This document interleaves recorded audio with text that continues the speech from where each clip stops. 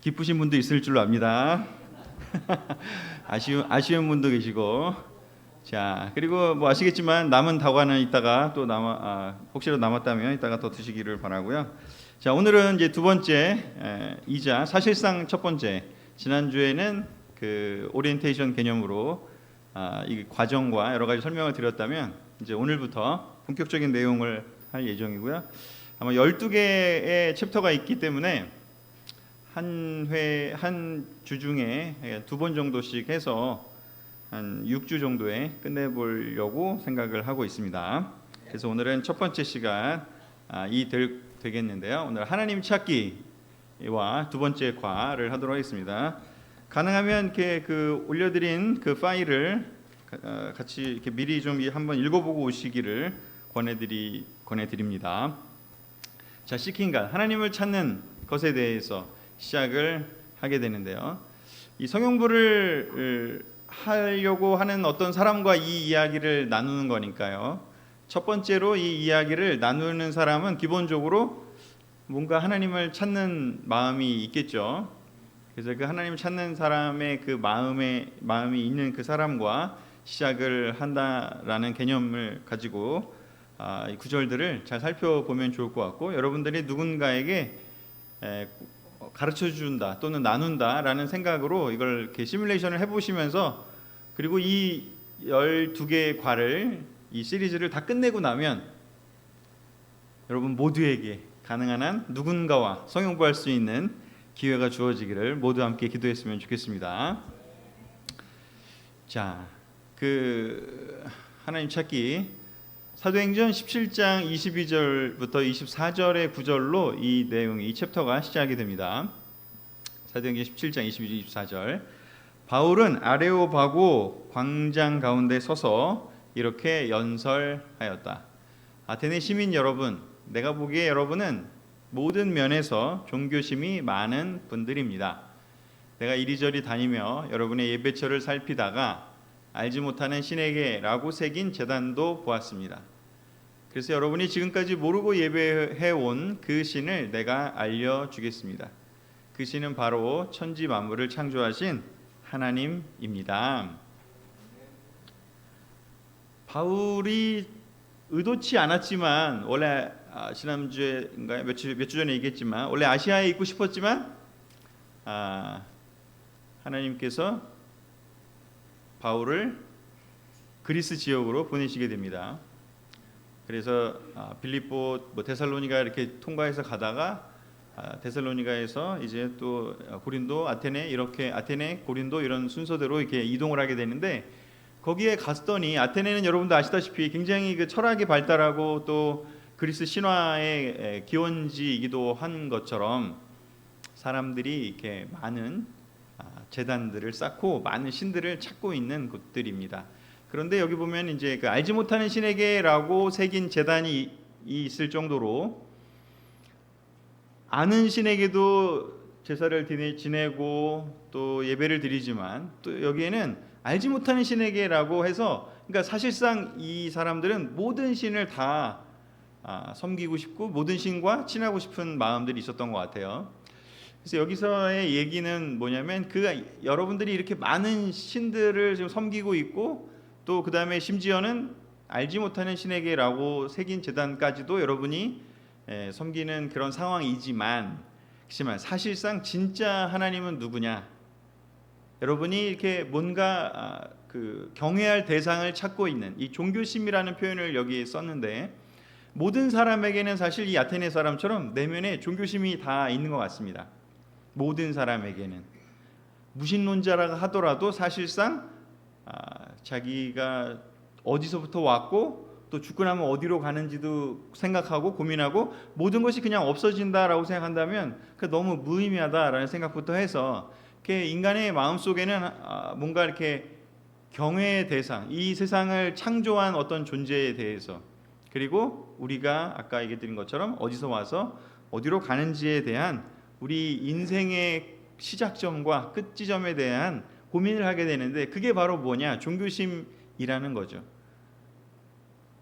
많은 생명체가 있지만 이 종교심을 가진 생명체는 사람밖에 없습니다.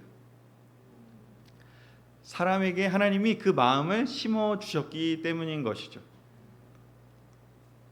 여기 그 발달 심리학자 제임스 마르시아라는 분이 만든 도표가 있는데요. 저는 이 도표를 보면서 이거는 이게 자기 정체성에 대한 도표긴 한데 심리학에서 사용하는, 하지만 이것도 이 종교심을 대한 우리들의 일반적인 사람들의 카테고리로도 사용될 수 있지 않을까라는 생각이 듭니다. 경외의 대상, 이 세상의 창조주 누가 어떤 존재가 도대체 우리를 창조했을까? 또 어떤 존재가 이 세상을 창조했을까? 그리고 생과 사를 주관하는 존재는 누구일까? 여러 가지 고민들을 하는 그 과정 속에서 그런 고민을 하느냐 안 하느냐가 이제 위에 있는 XO, 그런 고민을 안 한다 X, 한다 O, 그리고 그것을 고민을 실제로 현실에서 고민을 그냥 고민으로 끝내는 것이 아니고 그 고민을 삶에서 실천을 해내느냐, 즉 하나님에 대한 고민을 했는데 그 고민에 대해서 내가 고민은 했지만 실제 삶은 헌신을 안 할 수도 있잖아요. 그래서 그것이 이제 헌신을 했느냐 안 했느냐, 그 관계를 소중히 여기고 실질적인 생활을 하느냐 안 하느냐를 좌측으로 봤을 때 이 2x2 다이어그램으로 보면 고민도 안 하고 헌신도 안 하는 사람은 산만한 정체성, 아직 그냥 모르는 거죠. 공교롭게도 산만한이라는 단어, 우리 요즘 많이 쓴 단어, 발리에서도 나왔던 드리프트 하는 거죠. 그냥 이것저것 그냥 아무 생각 없이 그냥 즐기는 거죠. 그냥 삶을 하루하루 주어진 대로 그냥 즉흥적으로 사는 그런 생각이 들 테고요. 하나님에 대해서. 또 하나는 고민을 하는데 고민을 했고 뭔가 있을 것 같아. 하지만 헌신하진 않아. 그런 사람도 많잖아요. 교회에 안 다니지만 하나님이 계신 거는 같아 라고 생각하는 사람도 너무 많죠. 그런 사람들은 뭐냐면 탐색 중인 정체성을 가진 분들이다. 하나님에 대해서 탐색하고 있는 중이다. 하지만 헌신하고 있지는 않은 거죠. 자, 그러면 세 번째는 뭘까? 헌신은 하고 있어요. 근데 고민은 그렇게 많이 안 해본 경우죠. 우리 틴들을 저는 되게 많이 보고요. 주일학교의 아이들도 많이 그런 경우가 있겠죠. 분명히 교회는 나오고 뭔가 활동은 많이 하지만 고민을 안 하는. 그래서 사춘기 시간을 겪으면서 또 대학생 시간들을 겪으면서 이 위기와 고민을 겪으면서 두 가지 중에 하나 또는 이 네 가지 중에 이렇게 퍼져나갈 수 있을 가능성이 크겠죠. 그래서 그렇게 고민을 아직 스스로 찾지는 않았지만 헌신을 하고 있어요. 그렇다면 그것은 뭐냐? 주어진 정체성이다. 그래서 이건 진짜는 아니죠. 위기의 순간이 오면 이것이 진짜 내 것인지 아닌지를 또 구별을 하게 됩니다. 이제 정말 제일 중요한 건 뭐냐면 고민도 하고 또 정체성의 위기도 겪었는데 그걸 겪으면서도 확신도 갖게 되고 그리고 그 확신을 통해서 얻은 하나님과의 관계 속으로 뛰어들어가서 그 하나님이 원하시는 삶을 다이나믹하게 살아내는 삶, 그것이 바로 확립된 정체성을 갖고 있다라고 얘기할 수가 있습니다. 여기 계신 모든 분들은 그래서 이 네 번째 확립된 정체성을 갖고 지금 살고 계신 분들이라고 생각합니다. 확립된 정체성 가지면 뭐가 좋은지 너무 좋은 것들이 많지만 일단 무엇보다도 삶의 시작과 끝이 어디인지를 알게 되고 그리고 이제 하나님과 관계가 생겼기 때문에 안정감도 들고 확신도 가지고 살 수 있고 또 기준도 명확하게 가지고 있고 또 실제로 삶으로 살아내고 있기에 예배드리는 삶을 살고 또 사람들과 나누는 이 삶을 살기에 너무나 행복할 겁니다. 그래서 이 시킹가 하나님을 찾는 그 여러 가지의 사람들이 많이 있지만 사람들은 분명히 이 네 가지 중에 하나에 속해 있을 텐데요. 그런데 궁극적으로 모든 사람은 다 사실은 하나님을 찾는 사람으로 결국에는 가기를 다 내면에서는 원한다. 하지만 아직 그것을 제대로 가르쳐주고 제대로 알려줄 수 있는 사람을 못 만났기 때문에 아직 그 기회를 얻지는 못하기 때문에 여기 나온 구절처럼 때때로는 알지 못하는 신에게 그냥 어떤 마음에 있어서 헌신을 하지 못하지만 뭔가 탐색 중인 사람들을 많이 만날 수 있는 거죠. 그래서 우리가 성경 공부하는 사람들은 어떤 사람들일까? 탐색 중인 사람 또는 주어진 정체성 가진 사람들에게 우리는 그 분들이 정말 찾고 있는 분이 정말 경외될 대상이 누구인지 그것을 알려주는 그러한 시작을 하게 된다라고 말씀을 드릴 수 있습니다. 하나님을 만나지 못하게 되면 결국에 그 궁극적인 창조주, 궁극적인 구원자, 궁극적인 심판주이신 하나님을 섬기지 못하면요, 사람은 누구나 무언가를 섬기게 돼 있어요. 그렇지 않습니까? 저 아테네 사람들처럼 하나님을 섬기지 않는다고 해서 나는 아무것도 안 섬기고 나는 그냥 무중력 상태로, 중간인 상태로 살 수 있다. 사실 불가능합니다. 인간은 무언가를 반드시 섬기게 돼 있습니다. 그것이 회사를 섬길 수도 있고, 또는 뭐 국가를 섬길 수도 있고, 또 여러 가지 뭔가에 끌려가면서 뭔가를 섬길 수 있겠죠. 하지만 자세히 잘 따지고 보면 대부분 하나님을 섬기지 않는다는 얘기는 사실 잘 보면 자기 자신을 섬기는 거거든요. 잘 보면 그 자기 자신이 섬기는 것을 사실 포장을 해서 다른 것들이 있는 것처럼 보이지만, 궁극적으로 우리는, 모든 사람은 하나님을 섬기지 않는다면, 창조주 하나님을 올바르게 경배하고 경외할 수 없다면 결국은 자기 자신이 기준이 되기 때문에 결국은 내 감정대로, 내 뜻대로, 그리고 내 생각대로 하는 삶을 살게 되잖아요. 그래서 결국은 자기의 감정이 자기의 숭배의 기준이 되는 거죠. 그래서 그런 것들이 기준입니다. 이거는 사실 하나님을 따르는 사람뿐만 아니라 교회 다니는다 할지라도 우리도 항상 하나님과 올바른 관계에 있으면 좋겠지만, 그렇지 않을 때를 잘 보면요, 어떤 때 대체로 하나님을 섬기는 사람은 하나님이 어떤 걸 기뻐하실까, 하나님이 어떤 걸 좋아하실까, 하나님이 어떤 걸 우리에게 선물로 주셨지? 라는 생각을 하면서 산다면 그것이 하나님이 기준이 되고 하나님 올바로 섬기는 게 될 텐데, 근데 그런 거는 제껴두고 나는 내 감정이 좋지 않아, 그러니까 난 예배 안 드릴 거야, 난 내 감정이 좋아질 때까지 난 예배 안 드릴 거야, 나는 내 감정이 또는 내 기분이 안 좋아질 때까지는 나는 나눔도 안 할 거야, 난 기빙도 안 할 거야. 그렇게 된다면 기준이 뭐냐? 그건 자기 자신이 되는 거죠, 결국에는. 그리고 성경이 얘기하는 것들을 따르기보다 어떤 면에서 세상에서 추구하는 그 유명한 그 철학자 중에 한 명이 지라르라는, 르네 지라르인가요? 지라르란가요? 하여튼 그 발음이 잘 안 되는데, 왜 안 될까? 잘 됐는데, 프랑스 분인 것 같은데, 그분이 그 유명한 말을 했습니다. 사람은 타인의 욕망을 욕망하는 존재다.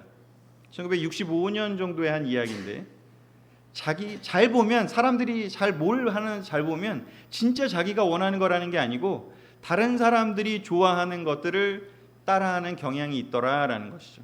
특히 그분인 SNS 시대의 그 활동을 주로 하신 분은 아닌데, 사실 요즘 SNS 시대를 잘 보면 사람들이 뭔가 좋다고 하는 곳은 또 가보고 싶고, 사람들이 뭔가 사는 거는 또 사고 싶고, 사람들이 뭔가 재밌어하면 그것도 하고 싶고, 그렇지 않습니까? 결국은 우리는 진짜 내가 내 마음의 내면을 들여다보는 것이 바로 하나님이 원하는 건데, 자기 자신을 정말 찾고 하나님이 창조한 그 자신의 본래의 모습을 찾는 것인데, 사실 하나님을 섬기지 않게 되면 우리는 다른 사람들이 욕망하는 것을 그냥 욕망하는, 다른 사람들이 하는 것이 좋아 보이고 그냥 따라가는, 결국은 그것 또한 궁극적으로는 사람들과 뒤떨어지지 않기 위한 그냥 붙어 있고 싶은 자기 자신을 섬기는 삶을 살게 된다는 것입니다. 그렇게 이 하나님을 찾는 이 마음이 모든 사람들에게 있다는 것을 바울은 설명을 하면서 그 뒤에 뭐라고 얘기하냐면, 하나님을 잘 알려주겠다라고 얘기를 하면서 17장 26절 28절에 같이 한번 읽어보겠습니다. 이렇게 적어놨습니다. 시작. 그분은 한 사람에게서 모든 민족을 만들어 온 땅 위에 살게 하셨으며 각 나라의 연대를 미리 정하시고 그들의 국경을 정해 주셨습니다. 하나님이 이렇게 하신 것은 사람들이 그분을 더듬어 찾게 하려는 것입니다. 사실 하나님은 우리에게서 멀리 떠나 계신 것이 아닙니다. 우리는 그분 안에서 살고 움직이며 존재합니다. 여러분의 시인 가운데 어떤 사람이 말한 것처럼 우리도 그분의 자녀입니다. 아멘. 바울은 이제 내가 여러분이 그렇게 알지도 못하지만 뭔가 찾고 있는 그분을, 그 신을, 그 하나님을 알려주겠다고 얘기를 하면서 뭐라고 얘기하냐면, 여러분이 잘 몰랐지만 사실은 여러분이 살고 있는 이 세상, 이 모든 이 삶의 환경, 이런 것들이 바로 하나님 안에 있는 것이다 라고 얘기를 하면서, 하나님은 그렇게 우리가 하나님 안에 있게 하시면서 사람들이 하나님을 더듬어 찾아가게 하려고, 즉 seeking을 하면서 하나님을 찾아가게 한다, 그렇게 하도록 만들어 놓으셨다라고 얘기를 하고 있습니다. 하나님을 찾는 것은 그래서 더듬어 찾아가는 과정이고요, 그것은 그냥 자연적으로 되는 것도 아니고 그냥 막 기분으로 되는 것도 아니라는 것이죠. 그것은 찾아가는, seeking하는 과정 중에 있는 것이고, 그것을 하려는 사람들에게서 발견될 수 있는 것이라고 얘기를 합니다. 여기에 이 구절 안에는 크게 놀랍게도 하나님을 느끼고 알 수 있는 도구에 대해서 큰 하나를 얘기하는데, 뭐냐면 바로 여러분이 하나님 안에 살고 하나님 안에 움직이며 존재한다고 얘기를 하고 있고, 하나님이 우리를 만들어 놓으셨다, 즉 그걸 뭐냐, 하나님의 창조물이다라고 얘기를 할 수가 있습니다. 그래서 그거를 두 글자로 얘기하면 그냥 자연이죠. 그래서 우리가 자연을 속에서 하나님을 막연하게 느낄 수 있어요. 경외심을, 우리 놀라운 어떤 그런 자연, 뭐 시원한 바다, 아니면 계곡, 아니면 진짜 너무 놀라운 어떤 그런 자연 환경 속에 들어가면 경외심을 느끼고 감탄하고, 뭔가 내가 너무나 작고 뭔가 이 자연 만물을 창조한 어떤 그 힘을, 잘은 모르지만 어떤 무언가가 있을 것 같은 그 느낌을 받을 때가 존재를 합니다. 그래서 하나님을 느끼고 알 수 있는 도구인 이 자연에 대해서 얘기를 하면서, 여러분이 이 자연 안에 있고 이 자연 속에서 그 느낌을 갖고 있다, 하지만 거기서 정말 찾아가는 그 분은 바로 누구인지 하나님이다 라고 설명을 하면서 그 다음 단계로 넘어갈 수 있도록 설명을 해주고 있습니다. 그래서 그 마음이 있는 사람이기 때문에, 더듬어 찾으려는 마음이 있기 때문에 아마도 지금 성경부를 하러 와서 앉아서 이 얘기를 나누고 있겠죠. 그 고민을 아까 4분면 중에서 이렇게 좀 고민하고 있는 사람과 대화를 하는 거니까요. 그런 고민도 안 한다면 아마 자연을 보고도 아마 그런 느낌을 받는 것보다는 그냥 산만한 정체성을 가지고 그냥 와 좋다, 그냥 내가 너무 재밌게 놀겠다 하면서 나에게 포커스돼서 살 겁니다. 그래서 자연을 통해서 사람들은 하나님을 느낄 수 있어요. 하지만 성경이 필요하다라는 다음 단계로 이제 넘어가게 됩니다. 성경은 무엇이냐? 그 안에 하나님의 이야기가 들어 있습니다. 그래서 하나님의 창조물, 무언가를 만들면 그 만든 존재를 희미하게 느낄 수 있어요. 우리 조각상이나 아니면은 뭐 아름다운 그림이나 그런 거 보면서, 예술 작품을 보면서 또는 음악을 들으면서 그 작품을 창조한 사람의 그 어떤 스피릿, 그 어떤 이모션, 그 어떤 것들을 우리는 느낄 수가 있습니다. 그 만든 사람의 감수성을, 어떤 느낌을. 하지만 그것은 어렴풋이 느끼는 것이고, 정말 제대로 알기 위해서는 직접 그 사람이 와서 이 그림은 내가 이러이러한 생각으로 만든 겁니다, 그린 겁니다, 또는 이 음악은 내가 이러이러한 생각으로 이러이러한 영감을 받아서 작사 작곡을 한 겁니다, 이렇게 설명해주고 들으면 훨씬 더 잘 와닿겠죠. 바로 성경이 그런 거라는 거죠. 작가이신 하나님이, 창조주이신 하나님이 내가 이러이렇게 한 마음으로 세상을 창조했고 너희들을 세상에 보냈어, 그리고 너희들을 이렇게 살기를 바랬어 라고 그 작가가 설명하는 것 같은 것이죠. 자연은 창조물이고, 성경 그래서 하나님의 이야기가 담겨있는 그 큐레이터가 말하는 그것들이 담겨져 있는 이야기 북이 되는 것이죠. 그래서 이거를 조금 이제 신학적인 용어로 얘기하면 뭐라고 얘기하냐면, 자연을 일반 계시라고 얘기를 합니다. 그리고 성경은 특별 계시다. 그래서 이 특별 계시는 뭐냐? 하나님을 모든 걸 다 설명할 수는 없지만 하나님이 우리한테 꼭 알기를 바란 그 특별한 하나님과의 관계를 회복할 수 있는 특별한 내용을 넣어놓은 것이 바로 성경이다라고 얘기를 해서 특별 계시라고 합니다. 성경이 하나님의 모든 것을 다 보여주고 설명하고 기록할 수는 없습니다. 그렇지 않겠습니까? 창조물도 하나님을 느끼게 해주면 창조물보다 더 뛰어나시고 더 바깥에 계신 분이 하나님이시고요, 성경도 너무나 놀랍지만 성경도 하나님은 성경을 사실은 뛰어넘은 분이시죠. 하지만 필요한 꼭 중요한 내용을 담아 놓은 것이 바로 성경이다. 그래서 그런 하나님을 그러면 찾기 위해서는 하나님은 우리한테 어떠한 마음을 필요로 한다고 이야기하시나. 그 유명한 우리가 너무 잘 아는 예레미야 29장 11절 13절. 사실 이 공부가 90년대 초창기에는 있었다고 들었는데 93년에 퍼스트 프린시플 나온 이후로는 이 구절만 사용하고 이 다른 내용은 얘기하지 않으면서 그 예수님 공부를 우리가 했던 거죠. 그래서 이 29장 11절은 계속해서 존재를 합니다. 다시 읽겠습니다. 시작. 너희를 위한 나의 계획은 내가 알고 있다. 그것은 너희에게 재앙을 주려는 것이 아니라 번영을 주고 너희에게 미래와 희망을 주려는 계획이다. 그때에는 너희가 나에게 와서 부르짖고 기도할 것이며 나는 너희 기도를 들어줄 것이다. 너희가 진심으로 나를 찾고 구하면 나를 만날 것이다. 아멘. 하나님께서 사람들에게 얘기하는 이 특별 계시인 성경을 통해서 알려주는 게 뭐냐면 너희가 나를 만나려면 이러한 마음이 필요하다. 너희가 나를 만나려면 놀랍게 머리가 똑똑해야 돼 라고 얘기하시지 않았습니다. 너희가 나를 만나려면 몸이 엄청 좋아야 돼, 몸짱이 돼야 돼 라고도 얘기하시지 않으셨고요. 너희가 나를 만나려면 기탁금을 5억을 내야 돼 라고도 얘기하시지 않으셨습니다. 그 놀라우신 하나님, 창조주 하나님을 만날 수 있는 유일한 방법은 그 어떤 요구사항도 아니고 그 어떤 특별한 사람만 할 수 있는 것도 아니고 모든 사람이 할 수 있는 아주 중요하지만 심플한 것을 제시하고 계십니다. 그것이 무엇이냐? 바로 진심으로 나를 찾고 구해야 한다는 것입니다. 진심으로 무언가를 찾고 구하는 그 마음을 가지는 것은 부자든 가난한 사람이든 권력자든 권력이 없는 사람이든 남자든 여자든 나이가 많든 적든 누구든지 할 수 있는 일입니다. 이 구절이 엄청나게 놀라운 구절인 것입니다. 사실은 하나님이 요구하시는 것은 사람들이 생각하는 그런 종류가 아니라 마음이라는 것이죠. 하나님을 찾기 위한 진짜 마음. 그래서 하나님은 아까도 설명을 거기서 일반 계시, 특별 계시를 얘기를 했지만 계시라는 말이 뭐냐면 드러낸다라는 말이거든요. Revelation, reveal, 드러낸다.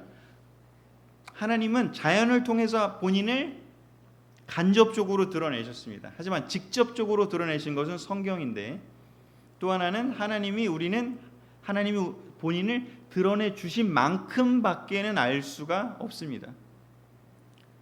하나님이 나는 이런 마음을 갖고 있어, 나는 이런 생각을 했어 라고 하나님이 설명을 하지 않으면 우리는 알 수가 없습니다. 왜냐? 하나님은 우주 바깥에 크신 분이기에 우리같이 정말 미천한 모래알보다도 더 작은 존재인 우리가, 먼지보다 더 작은 존재인 우리가 어떻게 그 하나님을 알 수 있겠습니까? 그렇기 때문에 하나님은 스스로 우리를 드러내 주시는 만큼만 알 수 있는데 그것이 하나님 차원에서 그래서 성경을 통해서 인간의 역사에 어떤 사람들의 스토리를 통해서 그리고 개개인의 삶에서 기도하고 구할 때 반응하시는 방법을 통해서 특별하게 하나님이 드러내실 수가 있는 거죠. 그리고 그 드러내시는 방법을 유일하게 하나님이 우리한테 설명해 준 게 뭐냐면 너희가 기도하면 신명기에 나오죠. 너희가 기도할 때마다 찾아가시는 분이 하나님이라고요. 하나님이 하지 않는 사람에게 그냥 이렇게 드러나지지 않습니다. 막 똑똑한 사람이 하버드 나온 막 이런 사람이 난 하나님을 내 힘으로 찾겠어. 내가 공부해가지고 내가 모든 세상의 책들을 다 섭렵하고 지식을 다 조사해가지고 하나님을 찾겠어. 불가능합니다. 돈이 아무리 많든 권력이 아무리 많든 하나님을 내가 내 힘으로 찾겠어. 불가능합니다. 하나님이 드러내 주셔야지만 가능한데 그 드러내 주실 수 있는 유일한 방법은 성경과 그리고 기도할 때 하나님이 드러내 주시는 것밖에는 없습니다. 그리고 하나님이 요구하는 건 뭐냐? 아무한테나 하는 것이 아니라 온 마음으로 찾고 기도하며 겸손히 구하는 사람한테만 본인을 드러내 주시겠다고 성경책에 그렇게 기록을 해놓으신 거죠. 그래서 하나님을 찾으려고 하는 이 성경 공부하는 사람에게 정말 중요한 것은 무엇이냐? 이 온 마음으로 찾고 기도하고 겸손한 마음을 갖는 것이 제일 중요합니다.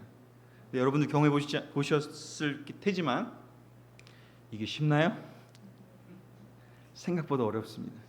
그리고 시간이 지나서 우리는 그 과정을 거치고 지금 뭐 10년, 20년, 30년 크리스찬 삶을 살지만 지금도 때때로 우리가 어떤 면에서 하나님이 느껴지지 않고 뭔가 하나님과 관계가 소원해졌다고 느낀다면 유일한 방법은 여기에 있습니다. 유일한 방법은 바로 똑같이 이 길로 다시 가는 것밖에는 없습니다. 온 마음으로 하나님을 찾고 구하고 기도하는 것이요. 그래서 이것은 가르쳐주는 그 처음 찾는 그 사람에게도 중요하지만 우리에게도 너무나 중요한 말씀이라는 것입니다. 자, 그리고 그런 과정을 통해서 우리 사도행전의 이야기들을 설명을 하고 난 후에 이제 아까 얘기한 그 성경에 대한 이야기를 한 번 더 하도록 하겠습니다. 사도행전 17장 11절 12절에 베레아 사람들은 데살로니가 사람들보다 신사적이어서 간절한 마음으로 말씀을 받아들이며 그것을 확인하려고 날마다 성경을 연구하였다. 그래서 그들 가운데 많은 사람이 믿게 되었고 그들 중에는 그리스의 귀부인들과 남자들도 적지 않았다. 하나님을 만날 수 있는 특별한 도구, 아까 설명했던 그 특별 계시의 도구 바로 성경인 것이죠. 그래서 기도는 마음에 대한 이야기라면 성경을 통해서 하나님이 본인을 드러내시는, 하나님이 직접 나타나셔 갖고 누구야? 네가 기도했으니 내가 이제 너에게 나타난다. 나랑 대화하자. 이러고 얘기하시지는 않죠. 그것은 성경에 기록되기 전에 특별하게 예언자들을 세우실 때만 사용하셨던 방법이고 성경이 나온 후로는 이제 여기에 내가 어떤 마음을 가지고 있는지를 다 기록을 해놨으니 필요한 것은 다 담아놨으니 이 책을 통해서 나의 뜻을 발견해라 라고 얘기를 하신 겁니다. 그래서 베레아 사람들은 그렇게 간절한 마음으로 말씀을 받아들이고 성경을 연구했기에 그 안에 담긴 하나님이 어떤 분이신지를 깨닫게 되고 알게 되고 믿게 되는 단계까지 이르게 된 것이죠. 그래서 이 성경 공부하는 사람에게 기도와 그리고 이 말씀을 읽고 이 베레아 사람처럼 확인하기 위해서 이렇게 연구해 보는 그 태도가, 그 실천이 중요하다는 것을 우리는 설명할 수가 있습니다. 그래서 이 일과에 나오는 얘기가 여기에 있고요. 그래서 혹시라도 이제 성경책 자체에 대한 신뢰성에 대한 이야기, 예전에 공부로 따지면 지저스 원 공부에 있었던 그 내용 중에서 조금 더 제가 좀 더 보충을 해서, 그리고 특별히 영피 그룹에서 좀 알고 싶다는 내용들을 제가 더 첨부를 해서 성경의 신뢰성이라는 부록으로 제가 거기에 한 두세 장 정도 거기 기록을 해놨습니다. 그것은 그냥 참고해서 보시면 좋을 것 같고요. 자, 그리고 나서 이제 두 번째 장으로 넘어갑니다. 첫 번째 시간이 끝났고 이제 두 번째 예수님 공부인데요. 자, 그렇다면 그 성경책을 통해서 읽게 되면서 하나님을 알게 된다면 그 다음에 그 성경이 그러면 궁극적으로 가리키는 그 포인트, 그 지점은 어디인가? 바로 그게 누구냐? 그게 예수님이라는 것이죠. 하나님이 본인을 사람들에게 이렇게 설명하고 싶고 드러내고 싶은 부분이 구약에 나타나지만, 하지만 신약에는 훨씬 더 이해하기 쉬운 방법으로 직접 사람의 모습으로 나타나셔서 하나님이 어떤 마음을 가지고 계시고 우리가 어떻게 살기를 바라시는지를 설명하는 부분이 바로 신약 성경인데, 그게 바로 예수님에 대한 이야기라고 연결이 되게 됩니다. 요한복음 14장 6절을 같이 읽겠습니다. 시작. 예수께서 그에게 말씀하셨다. 나는 길이요 진리요 생명이다. 나를 거치지 않고서는 아무도 아버지께로 갈 사람이 없다. 너희가 나를 알았더라면 아버지도 알았을 것이다. 이제 너희는 내 아버지를 알고 있으며 그분을 이미 보았다. 아멘. 하나님이 본인을 드러내셨습니다. 사람이 되신 것이죠. 사람이 되신 하나님의 아들. 사람의 아들은 사람이고 사자의 아들은 사자인 것처럼 하나님의 아들이라면 하나님의 속성을 가지고 계신 것이죠. 그래서 사람이 되신 하나님의 아들은 바로 예수님이신데, 그 예수님은 어떤 존재냐? 하나님의 성품을 드러내신다라고 얘기를 합니다. 그래서 그 하나님의 성품이 무엇이냐? 길이요 진리요 생명인 것이 바로 하나님의 성품인 것입니다. 하나님의 성품이요. 하나님은 우리의 기준이 되시고 또 하나님은 진리이시고요. 하나님은 생명을 우리에게 주시는 분이기에 그 성품을 온전히 드러내시는 분이 바로 예수님인 것이죠.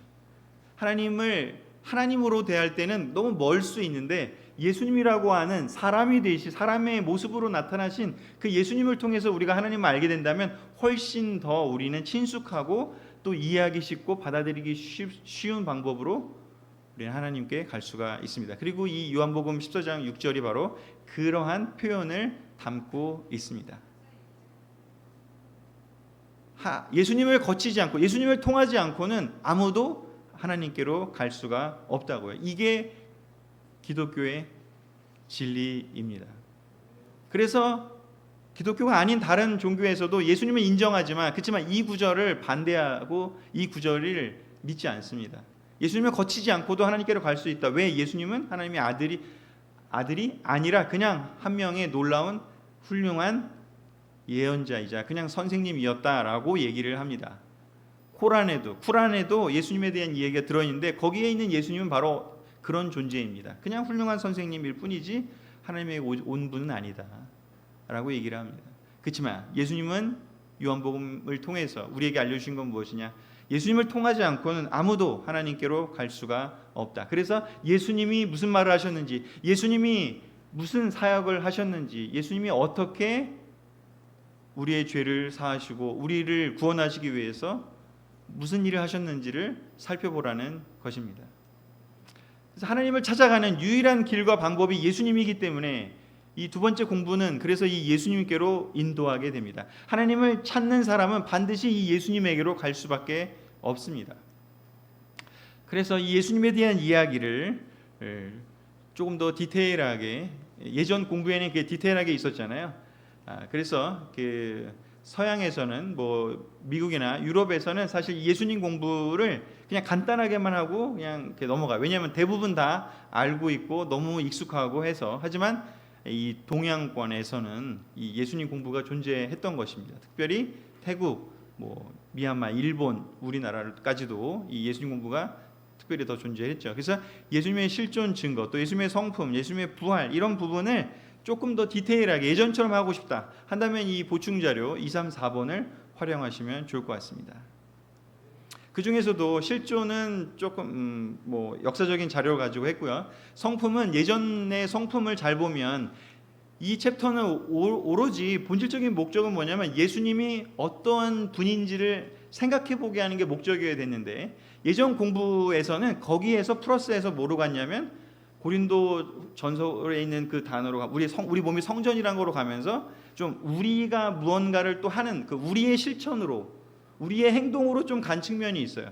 그게 나쁜 건 아니에요. 하지만 포커스를 자꾸 우리가 뭘 할까에 두지 말고 그냥 예수님 자체를 바라보고 예수님 자체를 생각해 보는 측면이 이번 공부가 지난번 공부와는 조금 포커스가 좀 달라진 것입니다. 그래서 예수님은 온전히 아까 보여드렸던 것처럼 예수님이 바로 하나님의 성품을 드러내는데 그 하나님의 성품의 대표적인 것이 무엇이냐? 바로 사랑과 섬김이고요. 자기를 낮춰서 발을 씻어주는 그 장면에서 나온 것처럼 그런 섬김을 하는 분이 하나님의 아들이 사실은 대접받아도 마땅한 분이지만 그렇게 하지 않는 사랑과 섬김의 성품이 있는 분이다. 이게 하나님의 마음이다.